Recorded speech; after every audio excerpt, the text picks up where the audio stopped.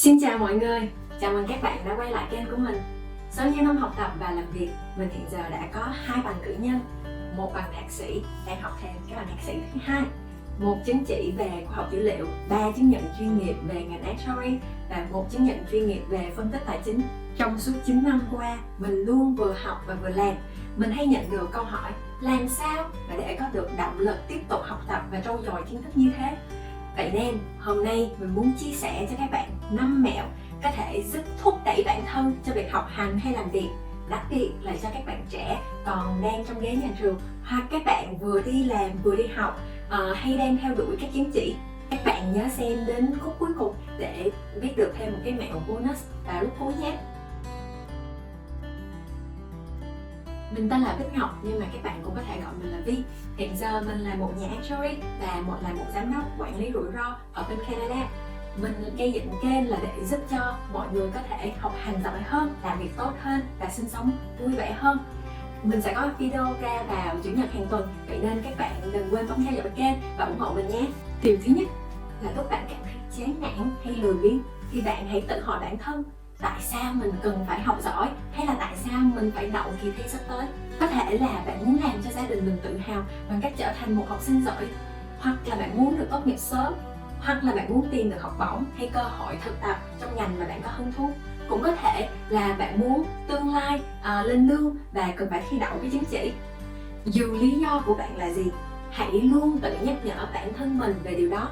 Mỗi khi bạn cảm thấy không muốn học, bạn có thể viết lý do ra giấy rồi treo ở gần bàn học để có thể thấy thường xuyên và nhắc nhở bản thân mình về lý do này. Lý do hiện giờ của mình là mình phải học đủ bằng để treo đầy tường ở nhà, còn thiếu 2 cái nữa là đủ 10 cái rồi. Mình nói giỡn thôi. Châm ngôn của mình là kinh nghiệm thì cần thời gian, nhưng kiến thức thì có thể tự tiếp thu lúc nào cũng được. Vậy nên học càng nhiều thì lại càng hay và có thể áp dụng trong công việc, nên mình vẫn tiếp tục. Anh Chính Thành có nói một điều về vấn đề chuyện tình yêu nhưng mình thấy cũng rất đúng cho việc học hành. Anh nói khi quyết định việc gì thì nên tự đặt ra cho mình 2 câu hỏi. 1. Nếu mình bỏ qua được thì mình được cái gì? Và 2. Có đáng hay không? Trong việc học hành, bạn có thể áp dụng 2 câu hỏi này như thế này. Nếu mà kỳ này bạn không đậu được thì bạn được cái gì? Nếu mà bạn phải học lại thêm 6 tháng nữa, hoặc là bạn bị trễ tốt nghiệp một khóa, điều đó có đáng hay không? Điều thứ hai rất quan trọng, đó là bạn không bao giờ nên nghi ngờ khả năng của bản thân. Albert Einstein đã nói thiên tài là 1% từ năng khiếu và 99% từ sự lao động cần cù. Học hành thì đâu có cần phải là thiên tài đâu, đúng không? Vậy nên không có bài nào mà khó đến nỗi mà bạn không học được cả. Phải tin tưởng bản thân mình.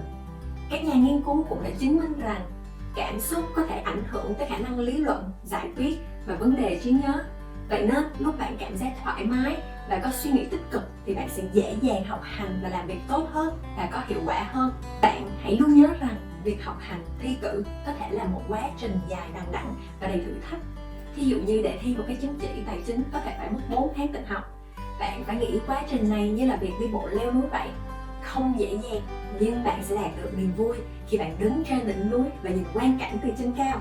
Khi bạn đạt được mục đích, bạn sẽ có được cảm giác thành tựu và hài lòng. Bạn hãy tập trung vào kết quả chứ không phải chặng đường để đạt được điều đó. Đừng bao giờ hạ thấp bản thân bằng cách so sánh mình với người khác. Người khác làm được thì bạn cũng sẽ làm được, chỉ cần luôn kiên trì và cố gắng.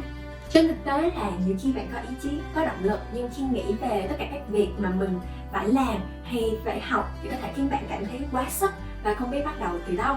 Để không bị choáng rồi bị trì hoãn thì bạn nên xem xét và chia những việc mình cần làm và việc cần học và những nhiệm vụ nhỏ hơn mà bạn có thể tập trung giải quyết từng bước một. Chẳng hạn như hồi mình thi chứng chỉ quản trị rủi ro, tổng cộng là hơn 60 chương và gần 2.000 trang để học. Lúc bắt đầu học thì mình tạo ra một lịch những điều cần làm trong vòng 4 tháng tới cho đến ngày thi. Mình sẽ đề ra mục tiêu hàng ngày và hàng tuần. Ví dụ như mỗi chương mình sẽ học trong tuần từ thứ 2 đến thứ 6. Thứ 7 và Chủ nhật sẽ dành ra việc ôn lại 5 chương vừa học trong tuần. Như vậy, mỗi ngày mình có một mục tiêu và mình chỉ tập trung vào hoàn thành mục tiêu đó thôi. Khi mà mình hoàn thành mỗi nhiệm vụ thì mình sẽ đánh dấu gạt bỏ nó. Và như vậy mình sẽ cảm thấy hài lòng khi mà thấy phần cần học và cần làm càng ngày càng nhỏ lại. Phương pháp này cũng đã được khoa học chứng minh Tại vì mỗi khi bạn hoàn thành được một việc gì đó khó khăn thì dopamine sẽ chảy ra trong bộ não và có ảnh hưởng tích cực cho não của bạn. Nhờ vậy mà giúp cho năng suất của bạn càng ngày càng cao hơn. Khi bạn cảm thấy bản thân tiến bộ hơn, bạn sẽ cảm thấy tác dụng lớn hơn của dopamine. Vậy nên người ta mới nói càng học càng hăng là vậy đó. Điều thứ tư là để giúp bạn tập trung vào nhiệm vụ mà mình cần làm là bạn phải giới hạn thời gian mà bạn cần làm việc đó. Bạn có bao giờ cảm giác rằng nhiều khi khả năng tập trung và hiệu suất làm việc của bạn tăng cao hơn ngay trước khi bạn phải giao hạn nộp bài hay thời hạn phải làm việc xong hay không? Nhiều khi thời gian bạn càng nhiều thì bạn lại càng dễ bị mất tập trung vì cảm giác thời gian là vô hạn. Giống như là khi một ngày mình không có lịch gì hết, buổi sáng mình sẽ cảm thấy mình từ từ học cũng được, ngày còn dài cứ ngủ nướng trước đã ha. Rồi chiều tới thì thấy mình vẫn còn thấy là còn buổi tối mà, thôi chỉ xem video thú cưng trước rồi học sau cũng không sao. Rồi đến buổi tối lúc 8 giờ mới cảm thấy hoảng hốt, sao mà thời gian đi đâu mất tiêu hết rồi, sắp phải đi ngủ, vậy nên giờ thì mới bắt đầu học bài. Vậy nên nếu mà bạn biết có nhiều việc phải làm và biết rằng mình sẽ không còn nhiều thời gian để hoàn thành việc học, điều đó buộc bạn phải tập trung hơn. Và như thế, bạn nên viết cái lịch thời gian cụ thể trong ngày khi bạn cần phải ngồi học hay làm một điều gì đó. Điều này sẽ khiến bạn có khả năng ít trì hoãn hơn vì nó trở thành một nhiệm vụ cụ thể mà bạn phải hoàn thành. Bạn có thể sử dụng phương pháp quản lý thời gian tên là Pomodoro để nâng cao tối đa cho sự tập trung. Bạn trước tiên hãy tự hỏi bản thân, mình có thể đạt được bao nhiêu trong 2 giờ tới, thay vì mình có thể hoàn thành tất cả các nhiệm vụ hay không.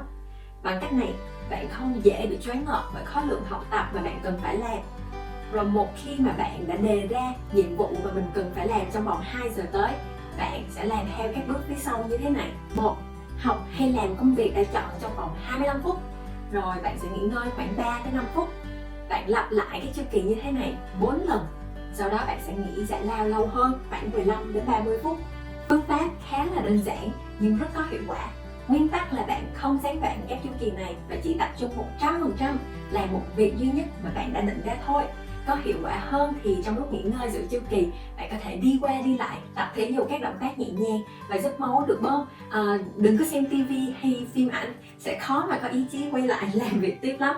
Phương pháp này có truyền thống là 4 chu kỳ 25 phút, nhưng mình thì thường học theo 2 chu kỳ 50 phút và nghỉ 10 phút ở chính giữa.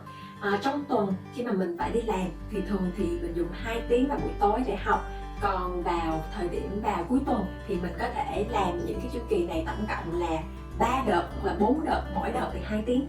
Bạn có thể dùng phương pháp này trong nhóm khi cùng học với nhiều người khác. Tại học nhóm thì cũng có thể giúp tăng trách nhiệm của các thành viên trong nhóm, làm quản lý lẫn nhau. Nhưng nếu bạn cảm thấy học nhóm dễ bị xa lạ, bạn cũng có thể học cùng mình qua video Pomodoro, cùng học cùng làm nhé. Mình sẽ để link ở đây. Mình học hành rất tập trung và yên tĩnh, là một người rất tốt để bạn có thể học cùng. Bạn có bao giờ cảm thấy mình hay trì hoãn làm một việc gì đó mà mình không thích không? Đa số là học bài không phải là một điều dễ dàng hay thú vị cho nhiều người, kể cả mình cũng vậy.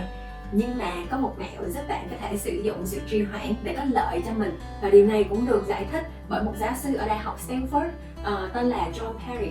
Bạn có bao giờ suy nghĩ là mình thà làm cái này còn hơn làm cái kia? Phương pháp này là dựa vào điều đó. Nói chung là bạn đem những nhiệm vụ quan trọng hoặc khó khăn hơn việc học và đặt chúng lên đầu danh sách những việc cần làm. Sau đó, việc học tập, một nhiệm vụ cũng rất quan trọng, trở thành một nhiệm vụ dễ dàng hơn và bạn sẽ có xu hướng thực hiện việc đó nhiều hơn. Ví dụ như hôm nay, bạn biết là mình cần phải làm 5 bài toán hoặc phải đi quét dọn nhà cửa. Bạn lười và không muốn vận động thân thể.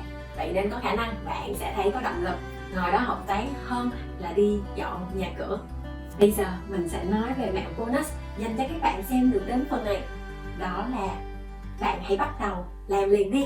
Thông thường phần khó nhất là việc bắt đầu, nhưng một khi đã bắt đầu thì bạn có thể thấy là nó sẽ không khó khăn như vậy nữa. Giống như là máy bay đấy, khi cất cánh trên đường băng thì có thể rất chậm, nhưng bạn vẫn sẽ có thể cất cánh được. Vì vậy, ngay bây giờ bạn hãy ngồi xuống và học liền, ngay cả khi chỉ được 20 đến 25 phút thôi. Mình chúc các bạn có thêm động lực học tập, làm việc và sinh sống. Mình cảm ơn sự ủng hộ của các bạn và chúc các bạn một tuần mới tốt đẹp và hoàn thành nhiều nhiệm vụ mà mình đặt ra. Mình sẽ hẹn gặp lại các bạn vào tuần sau nhé. Bye!